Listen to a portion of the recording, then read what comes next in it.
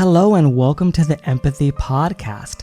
This podcast seeks to explore the minds of those who not only understand or experience empathy, but of those who wish to take action, build, and practice empathetic behavior through conscious decision and responsible lifestyle choices.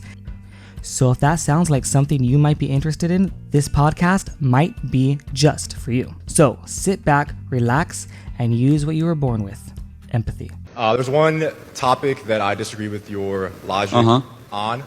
And I've seen when you debate other people on this topic, oftentimes they get kind of shooed off the mic. So I ask that you please give me a fair chance to debate. I believe that the breeding, exploitation, and killing of animals for food when we do not have to is immoral. And obviously you... Did you lose a bet? No. So again, I'm serious. I would ask for a fair chance at a debate without shooing me off the mic or making jokes, please. What do you eat? What do I eat? Like for protein? Sure. I eat tofu, nutritional yeast, seitan. I easily get over 200 grams of protein per day. It's a lot of tofu to get 200 grams of protein, then. That's not my... I have like about a pound a day. That's not my main source. That gives me about 40 a day. But I get 200 grams a day for lifting. In terms of actual health for humans, we do not need that much. We barely even need 100 grams a day, which is easily obtained through plants. Okay, so what is your contention? That we should outlaw or make it harder to eat animal-based protein? No, I'm not as much concerned about the legality of it, more so the morality. Okay, so are human beings equal to cows? I would put human beings above cows. Okay, so what moral, we don't want to see animal cruelty, but what moral worth would you say a cow has? I would say that a cow has worth in the sense that we should not, like any sentient animal, cause them suffering or kill them if we do not have to. Right. So you don't eat fish either, I assume? I don't eat any animal products at all. No animal products. No dairy? No. So full vegan? Yes. Wow. Okay.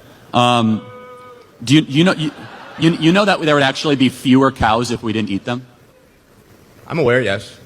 So you would argue for less cows, not more cows, basically. I am against the breeding, exploitation, and slaughter of them for food. All right. Hello there, everyone. Welcome to the Empathy Podcast. We are here today with a very special guest, and we're actually talking about a couple topics that we haven't discussed here on the podcast. So I'm very excited for that as well. And so we are going to be talking today with Michael Bilotech. Is that how you say your name? Bilotech. Bilotech. All right, Bilotech. And he's a self-improvement coach, and he's the creator of the Evolved Method. He's on a mission to help men unlock their full masculine potential through discipline, mindset, and purpose. You might have seen him or may be familiar with him, especially if you're like listening to some of my content and like this, the space that we talk in and speak in a lot of times is from his viral public debate with Charlie Kirk, where he fearlessly challenged the mainstream narratives of eating animals and the morality around it. And it definitely got some headlines, and I know that a couple things happened, like he took it down, and I know that it was deleted. And I had a look at someone that had reposted it, David Rams, and he had shared it and was talking a little bit about it, and it got me very fascinated because I was very inspired by your bravery and your courageousness. And we speak to people on this channel that do courageous things. Like I was sharing with you, like the first ever vegan to climb Mount Everest, and just doing big things and like putting yourself out there and like overcoming challenges that are hard. And that's not easy. You're in a room full of people like that are really against that idea. I know, I live it all the time, that belief against animals. And I see how people react towards it, and just standing in front of a room where everyone doesn't agree, because I think we probably agree with a lot of the maybe mindset or the ideologies, around masculinity or some of those things. There may be some similarities, or even around of the beliefs of those people in that room. But yeah, I guess we could get into a couple things there. as well, let's just start there, I guess. Let's just start there, and then I'll jump into a little bit more about you. So, what do you think about that clip, and what led to you to that moment, like standing up in front of everyone and asking those questions, and yeah, just being brave because I think a lot of people wouldn't do that. Yeah, I mean, I feel confident in what I believe, like all the way, and I'm not like afraid to say it. Um, I think that that's like the main thing is I wasn't scared where it went because I knew I didn't really prepare that much for it. I just, um, I went vegan like 6 months ago, which maybe we'll get into but I was very, very logical and I done a lot of research when I first switched. And I saw that he was coming to U of I, and I just felt called to I just had a feeling I was like, I want to see what he thinks about veganism because I love arguing veganism because it's impossible to argue against um logically. And so I was like, I know he debates people and stuff, and I know he's really conservative, and most conservatives are anti-vegan. So I did a little bit of research on like him arguing against other vegans, and I thought that um I could do a little better job than they did. Not that they did a bad job, but they made some mistakes that caused them to get like those videos are still up on his channel of him like arguing against those vegans, but he took mine down, right? So I saw things that uh mistakes that they made. Um so what I did then was I just went up and they had this little he did a little like 10-minute speech, and then he was like, all right, anyone want to come up, ask the question, come up. And I was kind of, oh, like already? Okay. So I just kind of went up. I felt like pretty a little anxious before I went up, but I'm kind of used to like being like that, like in the center stage in like a high pressure situation, an MMA fighter. So it's kind of like a similar vibe, where it's like a lot's on the line, you can get embarrassed. Some people in the crowd want to see you fail. And but when I got up there, I just kind of like zoned in and locked in. And it was kind of like I felt like I was in a fight where once like the ref starts the fight, everything else kind of zones out, and it's just like you and your opponent. That's what I felt. I heard everyone like in the crowd, like laughing and jeering at me and like mocking me, but I just like I didn't care because I felt so confident in what I believed, and I thought that they were all the ones who were ignorant and uninformed, um and like I said, like I think like me, like being a fighter too makes me a little more like confident stand up for myself because subconsciously I'm not scared really. If like someone want the crowd like if the crowd hates me, I'm like confident in myself in that aspect. Um so I think like that's probably uh why I felt like the courage to do that. And it wasn't really that difficult for me to do so, honestly.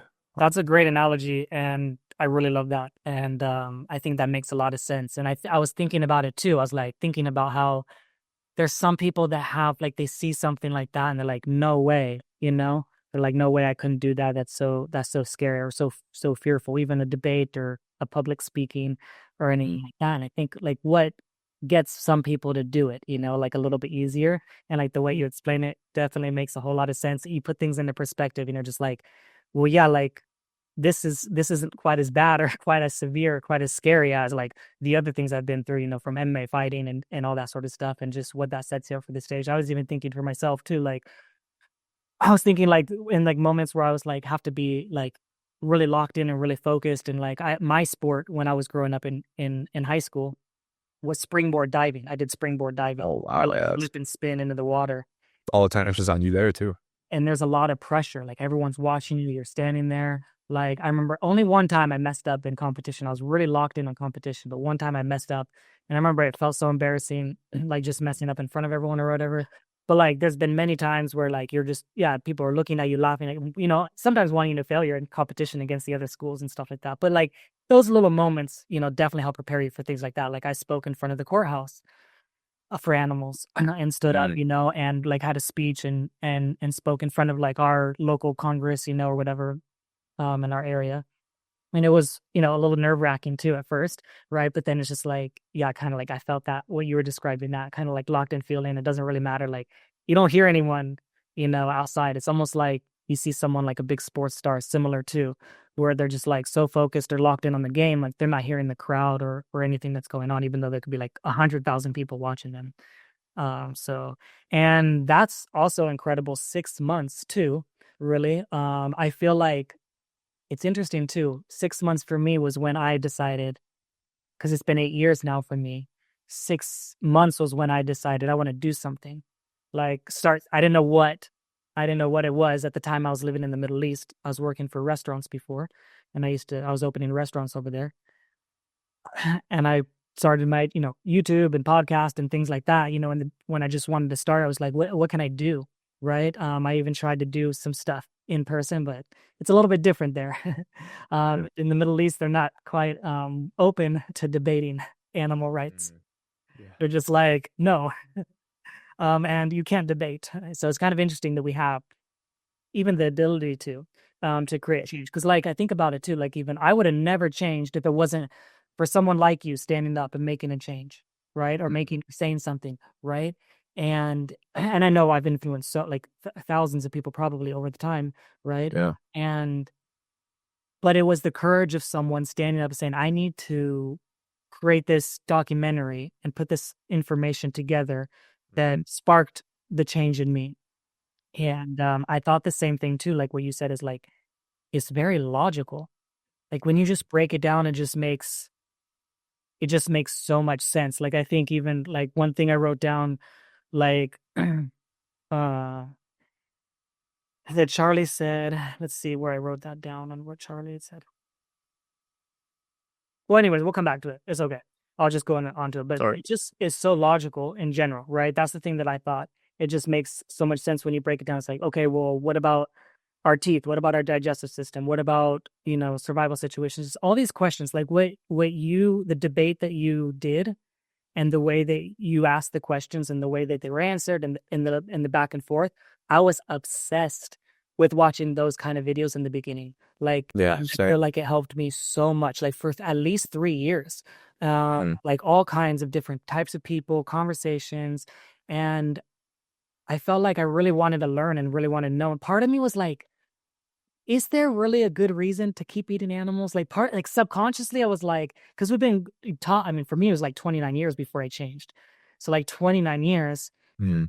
like I thought that way. And then I'm like, part of me was subconsciously thinking like, is there really a logic? Is there a reason to eat animals? Is there a reason? I was almost like looking for it and I could not find it. Like 8 years in, like I can't like I almost feel like every reason, anything that I learn now is almost just like it adds on to the reasons why I don't eat animals. You know, so it's just like if I learn about some bacterial infection and the egg production, it's like, well, that's just one more reason why I don't eat them. Like it adds to the list, in my mind. And so like many years in, like that list is huge. And sometimes I'll say like reason 8 trillion, blah, blah, blah, blah, you know, to not eat animals or something like that, or to not eat meat or something like that. And part of the logic behind that is like each individual is a reason, you know? So like all those trillions of animals is an individual reason in itself, right? And on top of the infections, on top of the diseases, on top of the health, right? Um, and so, yeah, let's see. Let me get some of the questions that I have for you with Charlie. We'll finish that up. So, and then we'll go into the more stuff on masculinity because I definitely want to ask you about that Sure. as well.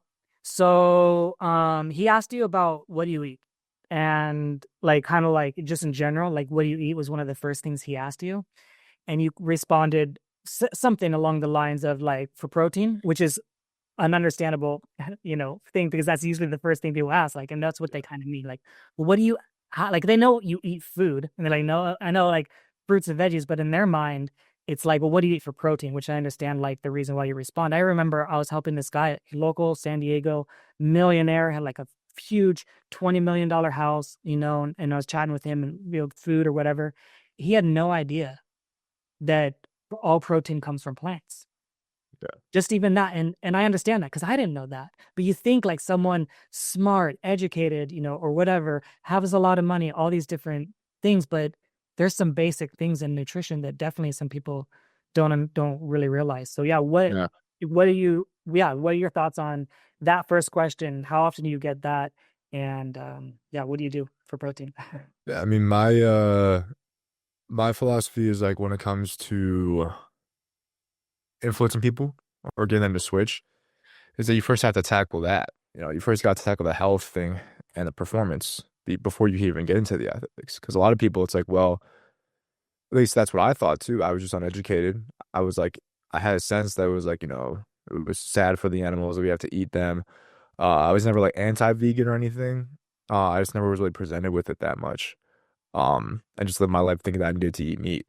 And so I think that's the first thing you have to tackle is that you're people, a lot of people who are not anti-vegan, but they're just kind of like neutral, that aren't even presented with that information that you can get enough protein, that you can be healthy, that you can have good performance, and you have to like, tackle that first. So obviously, you know, when he says that, he's meaning protein because that's what meat is really is like protein mostly. So that's why I just wanted to clarify that. And then when it comes to like what I eat for protein, I mean, I eat, you know, just as many things as I ate before. It's like the switch has not been that hard. My main things I don't really like beans that much or like lentils, but like there's so many options. That's the thing is that people think it's like you only eat tofu. It's like I eat tofu because I like tofu. You season up some tofu, put it in the air fryer, mix it with a stir fry with rice and veggies and some sauce. It's delicious. Um, I like seitan a lot because it's super, super high protein and cheap. It's like I posted on my Instagram a reel of me, my recipe, and it's like $1 for like 50 grams of protein. That's crazy. That's like, you know, imagine being in college and all you need to make it is water and then mix it up and then put it in like an air fryer. And you can make that in college. And people who are on this budget living so cheap can make that. And it's delicious. You could do anything with it. So there's so many protein sources, and there's so many other ones that I just like. Those are my favorites. Like that's just what I choose. Just like it's just like most meat eaters, they like either chicken or they like beef. It's like, and they eat one source, and they just pick and choose what they want. And it's the same thing for me, you know. And I enjoy my diet. I'm someone who before I ate mostly animal products. You know, I ate my favorite foods. Like I wasn't, I'm not that disciplined with my diet, honestly. But I would eat like pizza, buffalo wings, steak, like cheese on everything. Um, and I, you know, thinking about going vegan when you're not vegan, it sounds like suffering. And it sounds like not only suffering, but I'm gonna have to sacrifice my health. I was thinking like I'm gonna have to eat salad. Like I hate salad. Um, and so now as I'm vegan, I realize. Yeah, I don't eat salads either. Yeah, I just still don't like salad. But the foods I do eat, I love just as much as the foods I used to. And guess what? I had pizza 2 nights ago. All right, diet pizza, put some plant-based pepperoni on it, plant-based extra cheese, dipped it in plant-based ranch. Tasted very similar to cheese tastes. You can tell it's not like the cheese, but like the plant-based meats though, those taste the exact same. Like you have an Impossible Burger with like from a restaurant, tastes pretty much the same as like a normal burger. Um, Same thing with like, you know, chicken wings, all that kind of stuff. You can get the plant-based option, it's the same thing. I just didn't realize that before. You know, and I thought that those things were like Charlie said in the debate, those were Frankenfoods with 50 ingredients when it's like actually a lot of times those things probably have less ingredients. Like he said, you know, he'd rather have the Culver's burger than an Impossible Burger. I bet that Culver's burger has more ingredients than the Impossible Burger, and it's far less healthy. And so I think a lot of it is just on education. I think that you know, that's the first thing you have to tackle is breaking a lot of that propaganda and those preconceived beliefs about the ability to get protein, the ability to enjoy what you eat as well for a lot of people. You have to break down that barrier first before you can even get to the ethics for a lot of people. Um, because a lot of people they're not willing to they would be willing to sacrifice their taste, but they don't want to sacrifice their health. And they think that by going vegan, they're going to sacrifice their health, you know? So, Yeah, definitely. I mean, after 8 years, I definitely agree with that for sure. And what I've seen, and I did start with health for sure, and I've done a lot of ethics stuff as well. And but I would have never changed if it wasn't for my health and knowing that it was possible. I even saw, I mean, it did help that I could see it as an example, but my uncle's been vegan for like 50 years. Wow. So before the impossibles, before Amazing. things, before any of the processed stuff, he doesn't even eat in restaurants. There's only one restaurant I know of that he trusts. So he eats in none of them. He literally makes It's amazing. it or whatever. He does some processed things, but like he's still Yeah. he's still alive and still healthy. He's still doing construction and racing motorcycles on the weekends. How old is he? Like 60 something, like Yeah. CC's, yeah. And his brother, his two brothers, one of my is my dad, have already passed away. That was what made me change too after my dad passed away, was like the trigger point. Like my health and him passing away was like the trigger point. It was like I have to make a change. But he passed away and he was younger, right? So the youngest died even sooner than that. So, and health complications. My dad, mental health, and the end is what ended up happening. He committed suicide. That's a mental health issue. Sorry to hear. Yeah, definitely devastating and a surprise, because not like something that you're like, you think might happen, like total surprise out of the blue, like seemingly almost like a Robin Williams, like what? Yeah. Like he seems so happy. A little bit more like that versus like you could kind of see the signs. But and then my other uncle was, other health issues, right? And but it's an interesting thing to see. My cousin was born vegetarian. I have on interview with him on my podcast. He's a lot more similar to you, a lot more like bodybuilder, like really, really strong, super strong. But he has never eaten meat his entire life. That was what the podcast title was. And so he was born vegan. And he was like my best friend growing up. He ended up being vegetarian because the parents split up, and then the mom raised him, and the mom wasn't vegan, but he stayed not eating meat, and I used to make fun of him growing up, and we were roommates, for a little while. We had like a lot of the same classes, like we were in the same high school. We were like best friends. We were like bikes together, dirt bikes and stuff like that. But even with all that evidence in front of me, I would still make fun of vegans and stuff like that, and still make fun of. You have to. I just added like ignorance, Yeah. and just totally, yeah, just not understanding. I guess we're curious because it's a little bit newer for you, and you talk. We'll get into a little bit more of the masculinity stuff, but what just generally are some of the things that you hear and see with masculinity and like veganism? Because I see is so much like, oh, that's feminine. Oh, you got to eat meat to be manly, and like a lot of that stuff. Yeah. I mean, I think that it's propaganda. I think that it's specifically manufactured that way on purpose because by the meat industry. We have this thing implanted in our heads.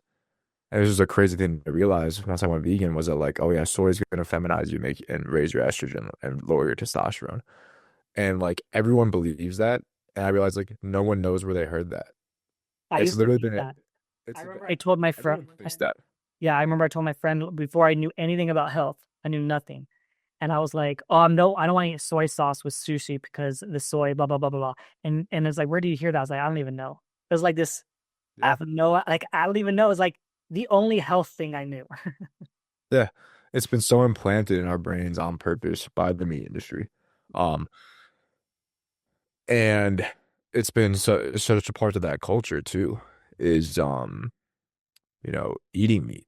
It's like these conservative and like, masculinity influencers that it's like that's a staple of like their life is eating Identity, like identity. Yeah, identity too. Identity, and they think that that's fueling them. Like that's one of the reasons that they're like feel good and successful is because of their eating meat. And I think that's a little bit of probably I think that you can feel good and eat meat. You know what I mean? I felt pretty good when I was eating meat. I feel better now. But it's not like I didn't have like something that you had, you know what I mean? When it came to my diet.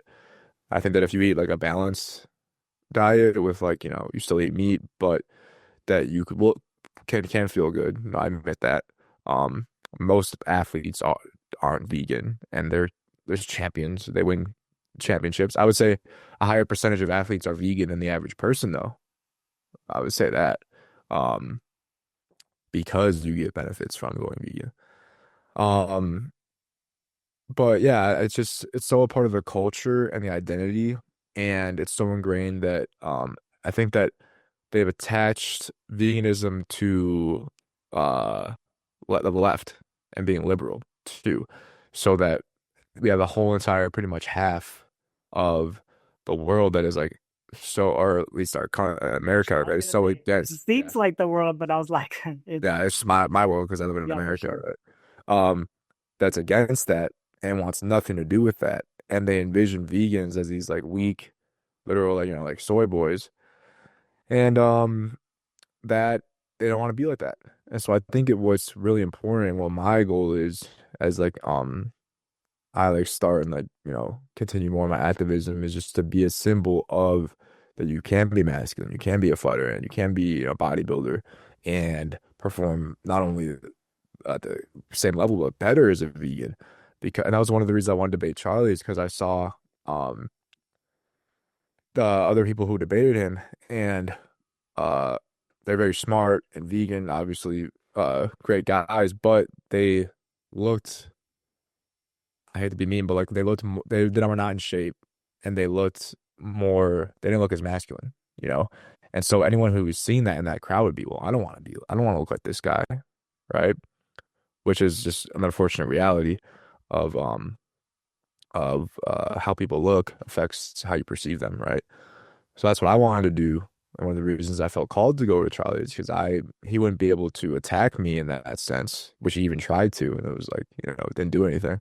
Um, and then I would have that impact with people. Oh, there's this guy who does all these things, and like I kind of, if someone is masculine and consider they're like, trying to work on bodybuilding, or they want to like be a fighter, or they are just into like, more conservative in general, or masculinity in general, because masculinity is not tied to conservatism. I'm not that like hardcore conservative at all. I'm more like moderate politically.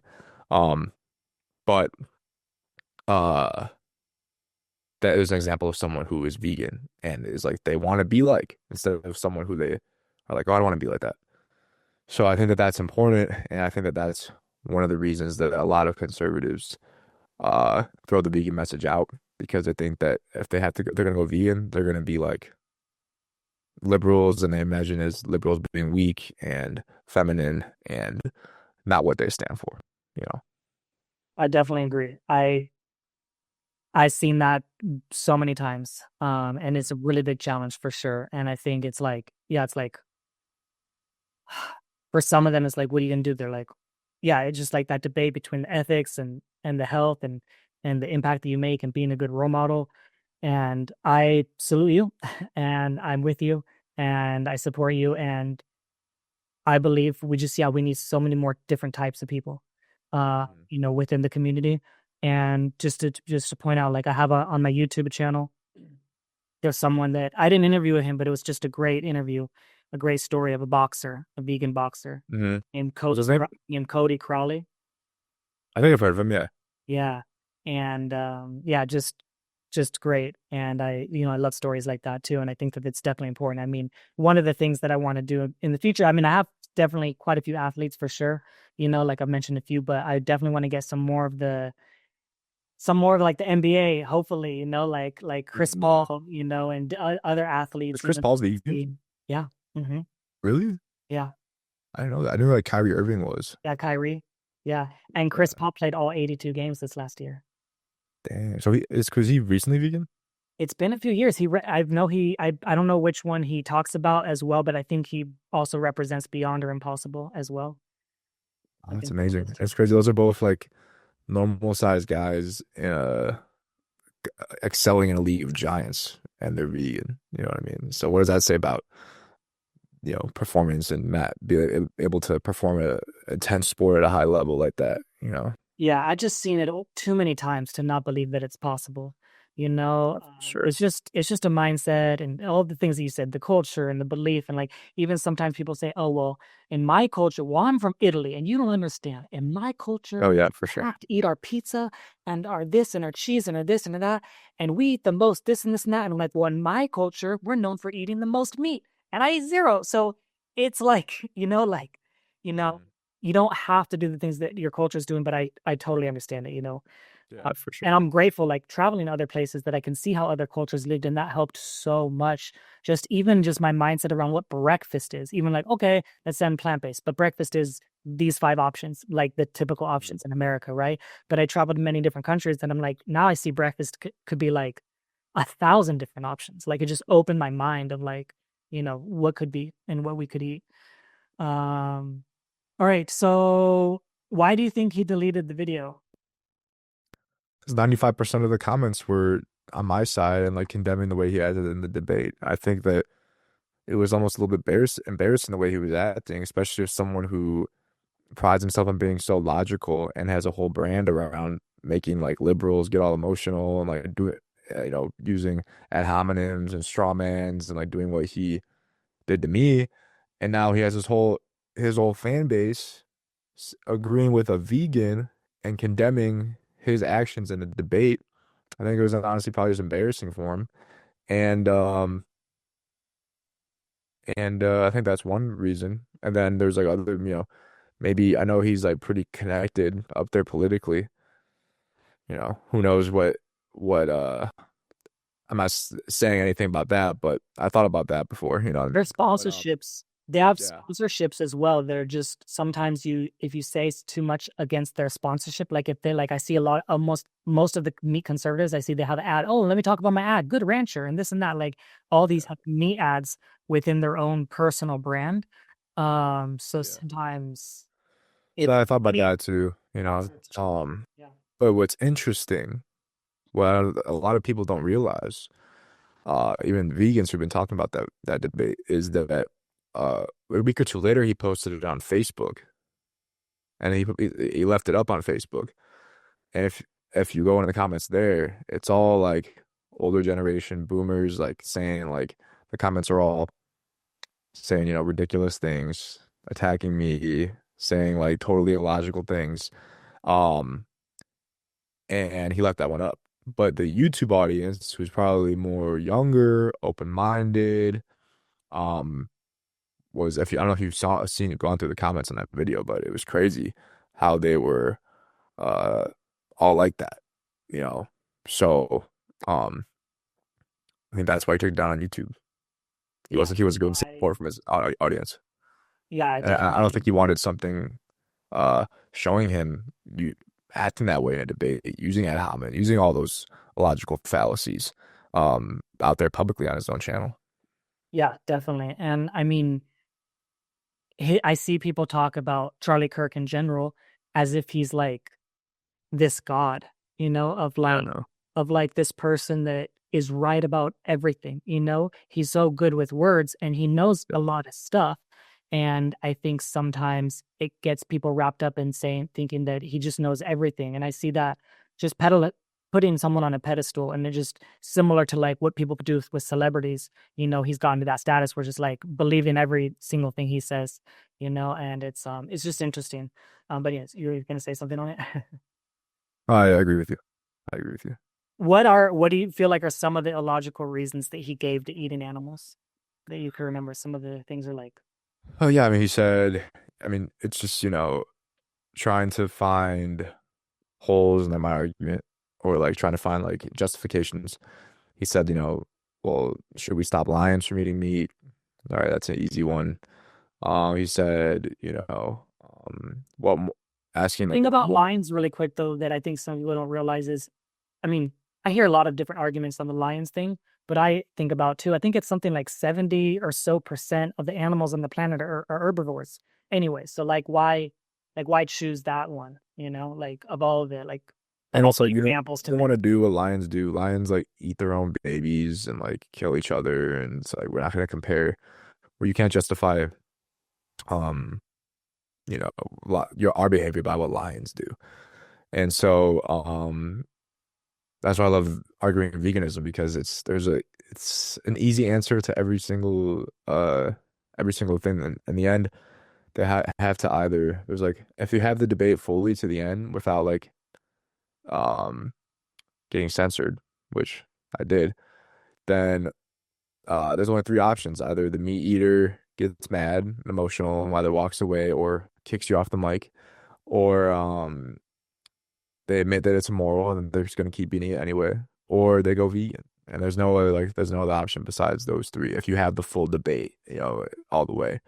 So, um, I don't remember.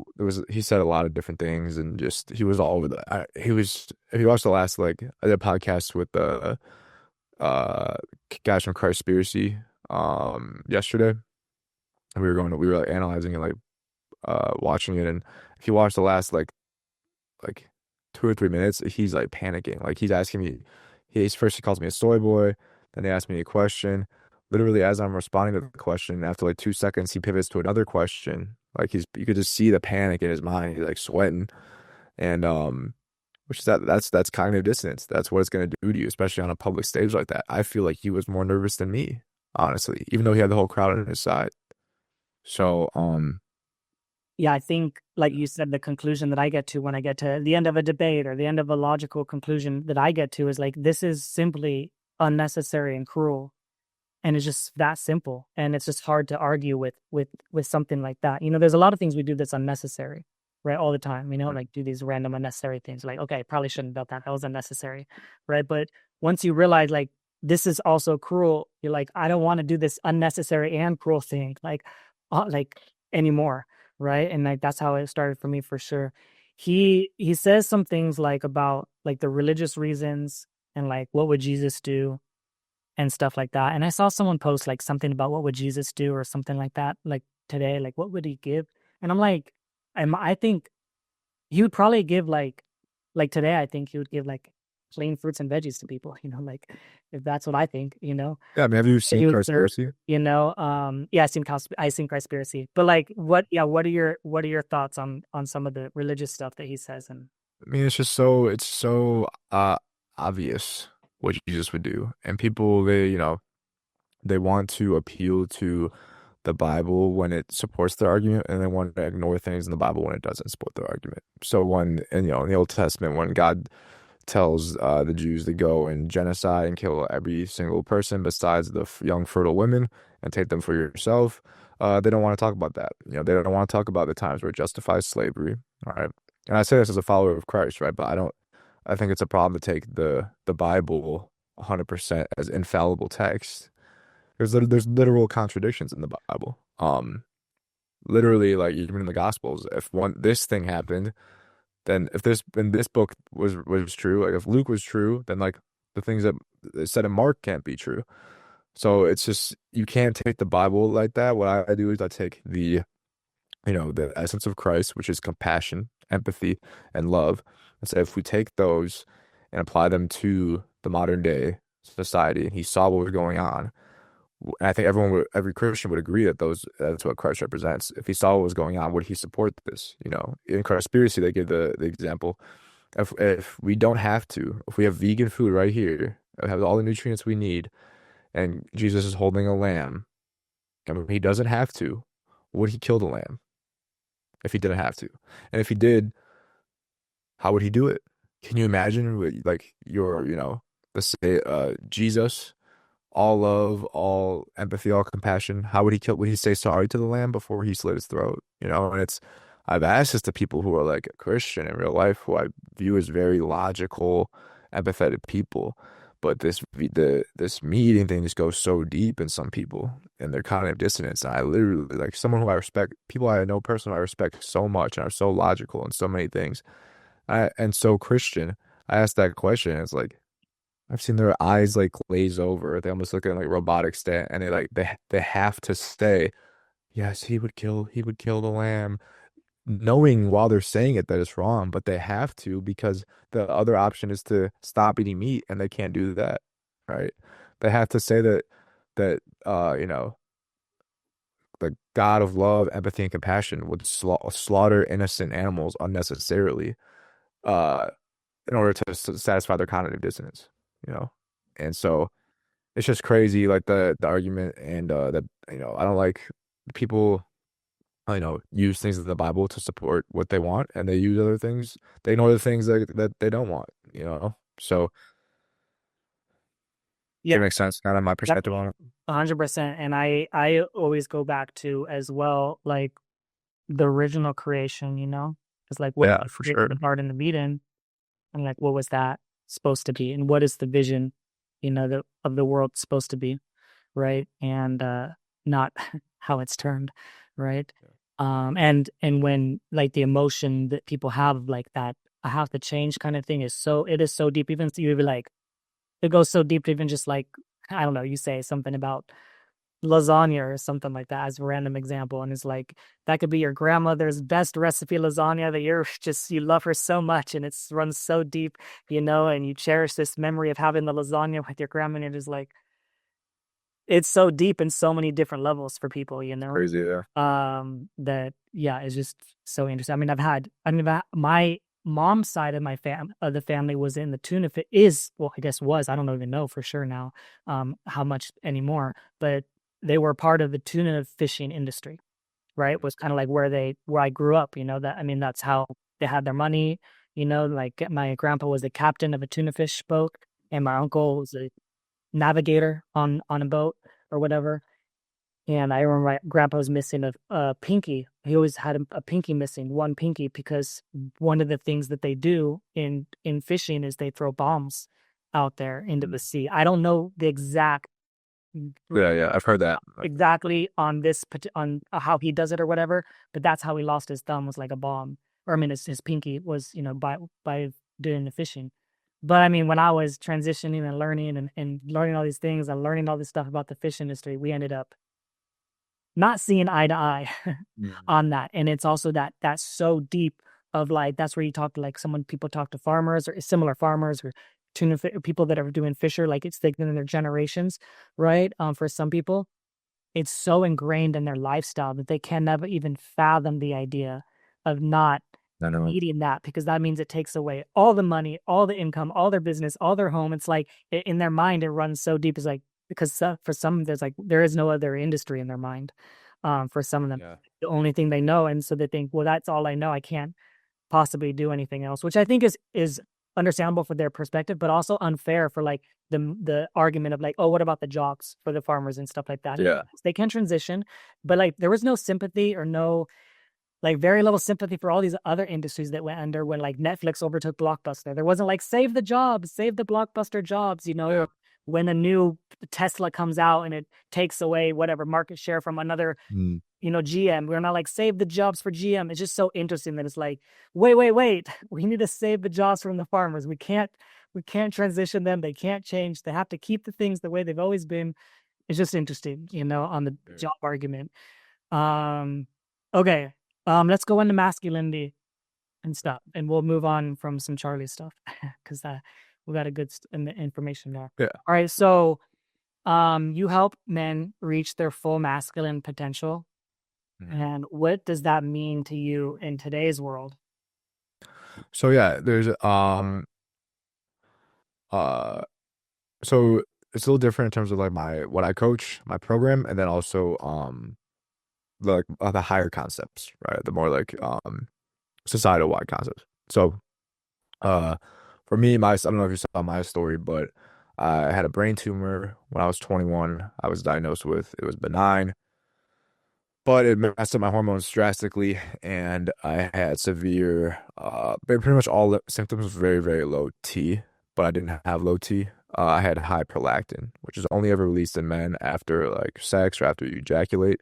And that feeling of like being like tired and lazy and sleepy and like you lose your libido for a little bit.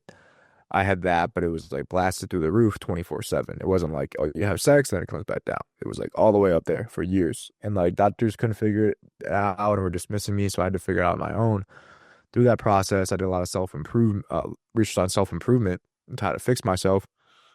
And like I was naturally like an insecure guy as well too, like not very confident, like totally different than how I am now. And so through that process, I transformed myself, and now I transform others. So really, what my program does is help men who have a desire to be masculine, like eliminate all insecurities and become the best version of themselves in every way. Which, besides like career, I can't help. Everyone's different with that, but physically, mentally, sexually, and spiritually, eliminate all insecurities and reach ultimate confidence in all of those. So that's my program. And through that, the goal is and the promise is that you'll become the most confident, happiest, and masculine version of yourself. And one of the main ways that I would say confidence is going to be an aspect of masculinity, being confident in yourself. If someone's very insecure and shy and like anxious in their self, I would say that's not very masculine. And then also one of the main things is going to be discipline, right? So discipline to resist temptations and stay on your routine and not skip your workouts, at least in my program, right? Um, it's gonna be one of the main things. So when it comes to like the higher issues, I would say that masculinity really comes down to like confidence, leadership, empathy, and discipline. I think that we have right now a movement. I don't feel like red pill, like Andrew Tate, like that kind of like area of like the manosphere, like the internet. Um, is that it's masculinity, but it's selfish. It's not empathetic. It's take for yourself. Um, materialistic. I Eat gotta get all my Bugatti. yeah, eat all the meat you can. Spend all this money on cars instead of you know using it for better causes. When you already have 20 cars. Have sex with as many women as you can. But then also shame women for being hoes. Even though you're causing that. So just all this selfishism, lack of empathy, and that's kind of like taking over a lot of like the youth nowadays and young men.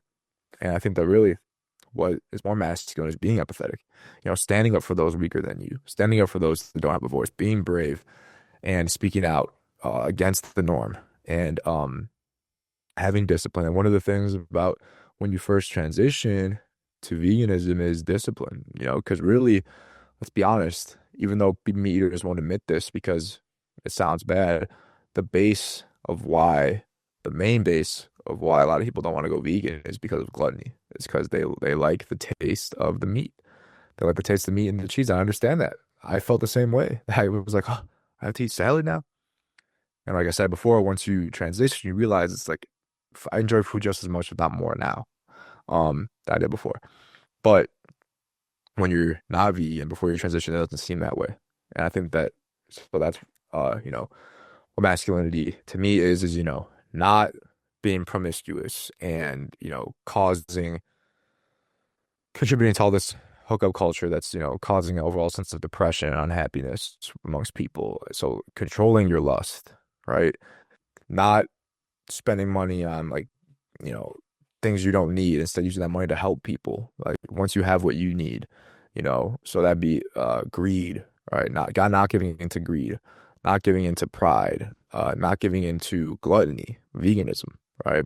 I think that this is like the message of true masculinity, and that's like Christ's masculinity.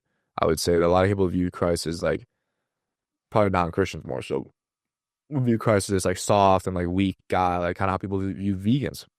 All right, this weakness when really veganism takes strength. It takes strength to go against the norm. It takes strength to stand up for what you believe in and stand up for the victims who are being mercilessly tortured and slaughtered and treated awfully in a world where everyone thinks it's okay. And I think that masculinity doesn't just mean muscles and you know cars and money and women. I think that's that's that's not masculine, in my opinion, uh, when it comes to my view on masculinity. So does that make sense? My view on that there, and that's Yeah, why I think actually veganism lines up far more with masculinity and actually far more with like the far conservative traditional like ideals and values than eating meat. But it's been so twisted and the propaganda has been so twisted people's minds to think that it's the opposite. So, and like I said, I'm not like super political. I don't view veganism as a liberal or a conservative thing. It's a empathy thing. It's a moral thing. That encompasses all any no matter what you look like or what you believe. So, it's my stance on that.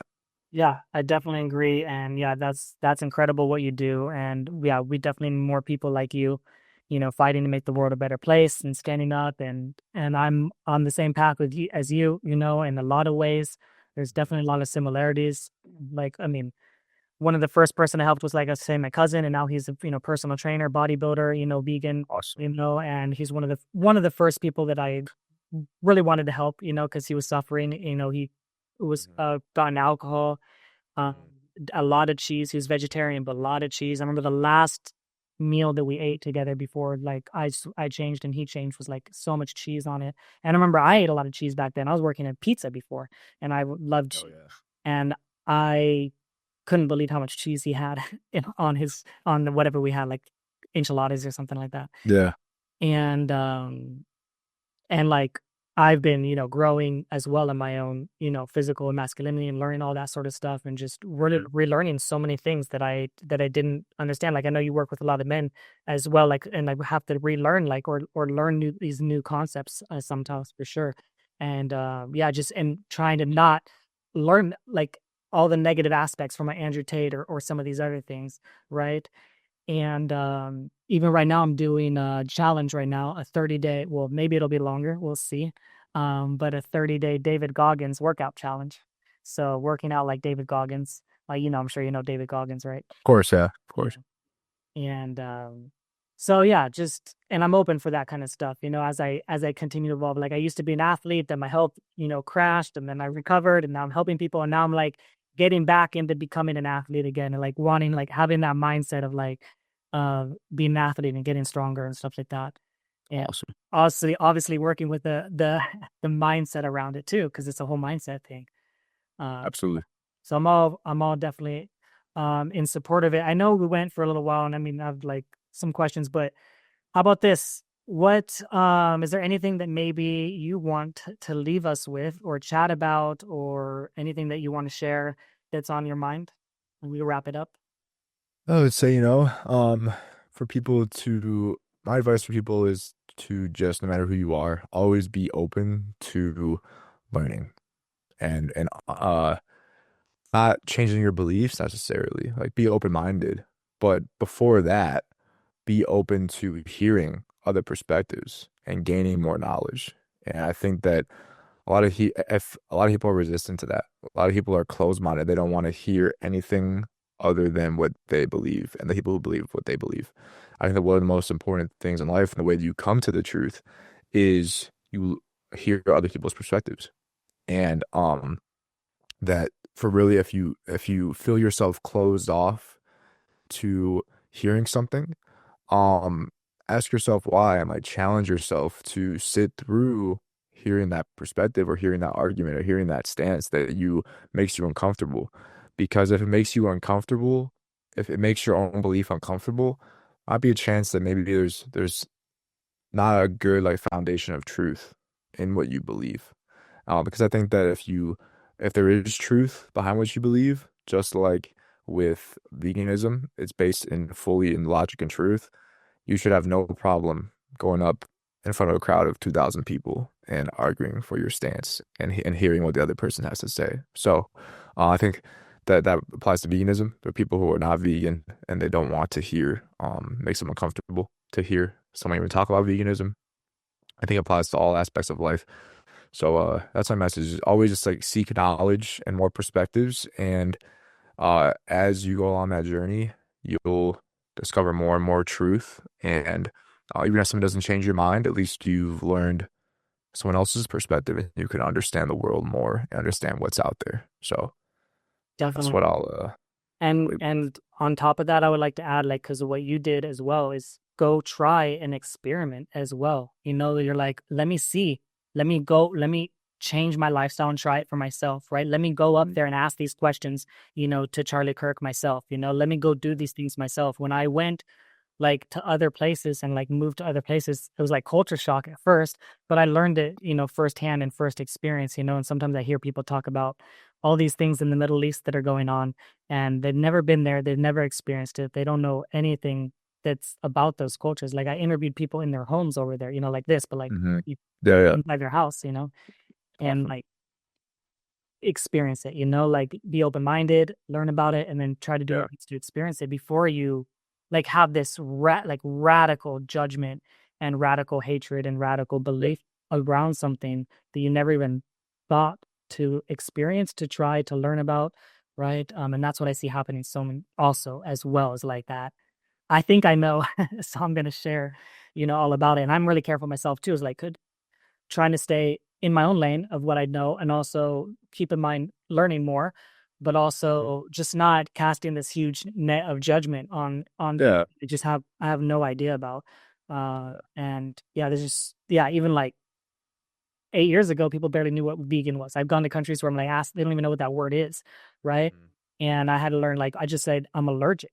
And that was just easier. I'm allergic to meat, dairy, and eggs or whatever, and that was just so much easier. And I still think that's easier here sometimes too. Yeah. And they'll take it more serious. You don't have to get into a debate unless you want to, right? Sometimes that's the other thing I learned is like there's times where I'm in debates and I want to, and there's times where I'm like, I do not want to debate. I just want Yeah, that's what I do. to do I what ask I'm people, I'm like, focused on.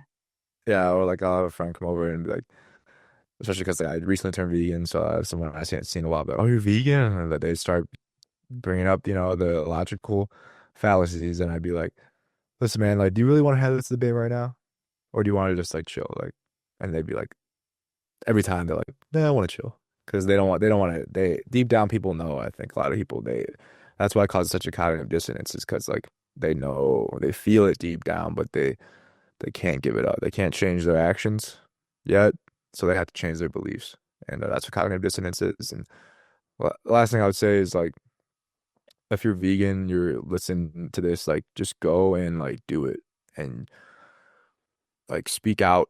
Don't go judging people. And like, I think that was one of the reasons that the debate did so well in terms of turning people vegan. I had hundreds of people DMing me. A lot of them said that because of that debate that they were gonna try going vegan. And I think that one of the reasons is that I just held, calm. I didn't like react to his attacks. I let him interrupt me, and I think that seeing that for people who are on the fence, who aren't necessarily, oh, I hate vegans and aren't vegan. There's a lot of people in the middle who just like, I was like myself. It didn't really take that much to turn me vegan. I saw an Earthling Ed video, and then I saw a Dominion, and then I was like, I did a little research on the health, and I went vegan within like a few days. So there's a lot of people who are like that out there who just don't have the information, and like by speaking up and like also be an example, be healthy. You know what I mean? If you don't look healthy and you're advocating for veganism, people are going to be like, well, I don't want to be like you. So I think as a vegan, if you want to make a better impact, you need to look like something people like are inspired by, outside of just diet, because then you can better advocate for your example of what veganism is. And so, but don't be afraid to stand up and speak out, because you never know. After that debate, I was just like, I didn't get to like say my last question, and I was just kind of like a little bit disappointed. I was like, oh, like I didn't get to pin him on anything really. He was just kind of asking me questions, and I just sat back down, and I was like, oh, well, I did it. And then like a week later, like my phone's blowing up, like they're like went viral. Everyone's like, all these people are DMing me and stuff. So you never know like what a simple choice you make, or like someone hearing you say something and what it could do. So, in order for this to spread, people need to stand up more, and they need to speak out about it. And you would be surprised how many people are really on the fence who just haven't heard the vegan message and need to hear it. So, be brave, stand up for yourself. Luckily, if you're in America, you live in a society where people can't kill you for being vegan, even though some might want to. But yeah, that's what I would say. That's why I say you're allergic, so they don't poison you. No, I'm just kidding. Yeah. True. Yeah, no, I definitely agree for sure. And yeah, I mean, I appreciate you, thank you for what you do. And yeah, keep using your mic, keep using your mics, and stand up and share, and, yeah, be a good role model, take care of health, thrive, I'm sharing about that all the time, and so we're in alignment, and I hope to learn more from you in the future. And, hopefully I can we'll definitely connect send people your way as well too. For those that need to level up their masculinity. For sure. All right, man. Thank you so much. And we'll see you soon. Thank you guys for listening to the podcast. Please, please, please make sure that you guys share this with anyone that you think will find this interesting. And also make sure that you guys subscribe, because I can see a lot of you guys are listening, but you aren't subscribed.